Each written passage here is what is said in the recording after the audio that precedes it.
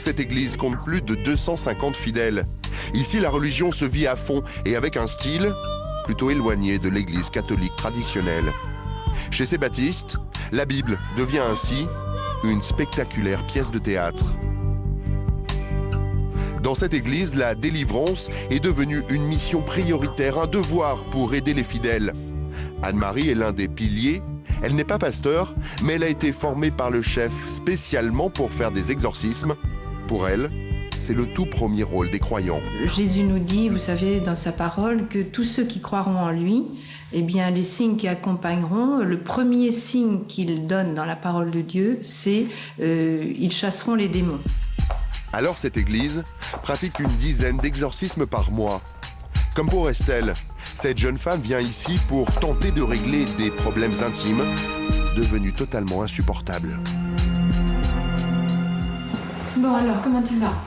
Ça va bien? Oui. Tu as des problèmes, tu as des pensées avec des problèmes sexuels? En fait, ces pensées sexuelles que j'ai, qui viennent dans ma tête, c'est de vouloir me faire mal, en fait. C'est de me toucher, Mais dans la souffrance? Dans la souffrance, oui. De vouloir me faire du mal en me touchant, quoi. Et pour la croyante, ces envies sexuelles, c'est bien l'expression de la présence du diable. Tu sens cette colère qui est toujours là, quand même. Oui. Donc c'est ça qu'il faut vraiment arriver. Tu sens qu'il y a un esprit qui est là et que tu es prêt à exploser malgré toi. C'est comme un volcan qui dort et un volcan quand tu sens que ça, c'est toujours là. Estelle doit faire sortir le démon qui serait en elle pour chasser toutes ses pensées impures. C'est donc la délivrance qui commence. Un rituel bien différent de celui de l'église catholique. Anne-Marie et son assistant vont donner des ordres au diable.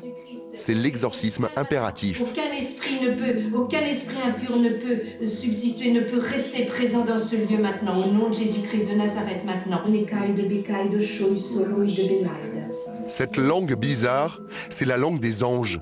Elle est tirée du Nouveau Testament, totalement intraduisible, mais l'esprit d'Estelle la comprendrait, et le démon aussi. C'est terminé maintenant. Bécaille de soi, solo et de bélaïde. Regarde-moi. Au nom de Jésus, maintenant, tu lâches maintenant. Tu lâches maintenant. Aïsaï, solo et de bécaille. Estelle s'agite de plus en plus.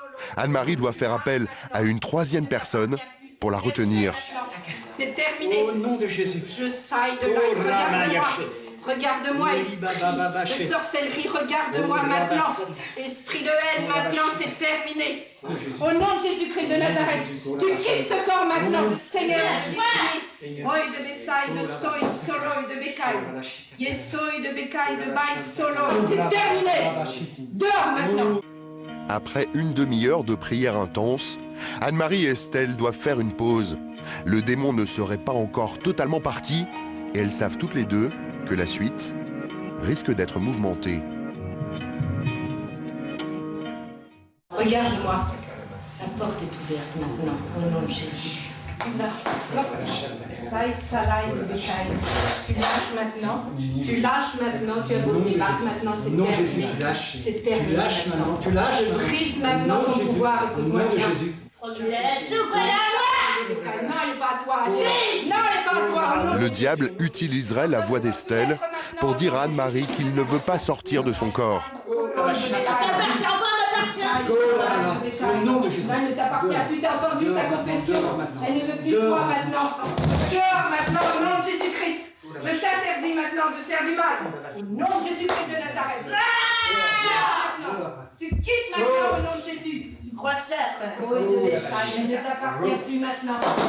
Dehors maintenant au nom de Jésus. Que tous les pactes, que tous les sorts, que tout le travail occulte qui a été fait maintenant sur maintenant, eh bien, est effacé par le sang de Jésus et brisé maintenant au nom de Jésus-Christ de Nazareth. Je brise toutes les chaînes que tu as mises sur elle. Je brise maintenant ton pouvoir, esprit de violence. Le Seigneur, amen, alléluia.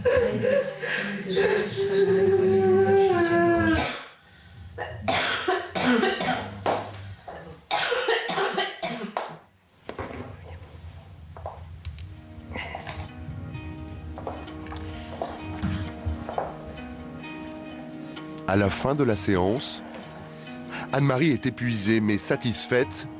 Pour elle, c'est un succès, aussi traumatisant soit-il.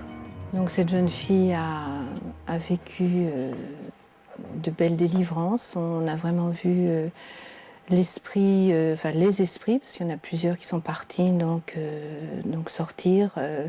Elle a vomi. Donc souvent, il faut savoir que les esprits, quand ils sortent d'un corps, c'est souvent par l'air, par la bouche, donc ou par des vomissements, ou par des toux, des rots. Ils peuvent aussi sortir par des pleurs, par des cris, beaucoup, souvent, par un grand cri. Après 10 minutes, Estelle reprend son souffle. Elle a beaucoup pleuré. Elle est encore bouleversée. Comment vous vous sentez? Très léger, légère comme une plume.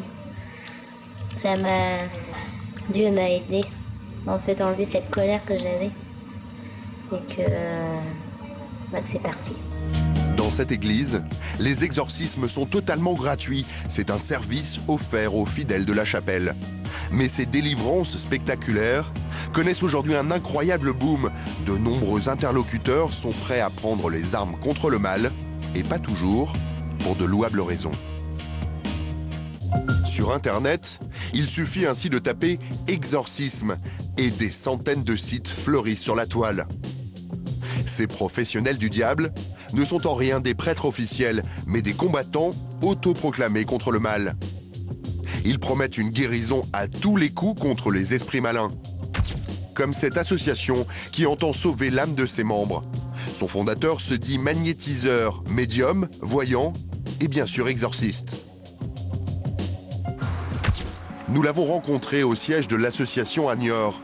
D'entrée, il met en avant les mérites de son activité, qui serait selon lui miraculeuse. C'est un don de Dieu, moi je ne peux pas vous l'expliquer.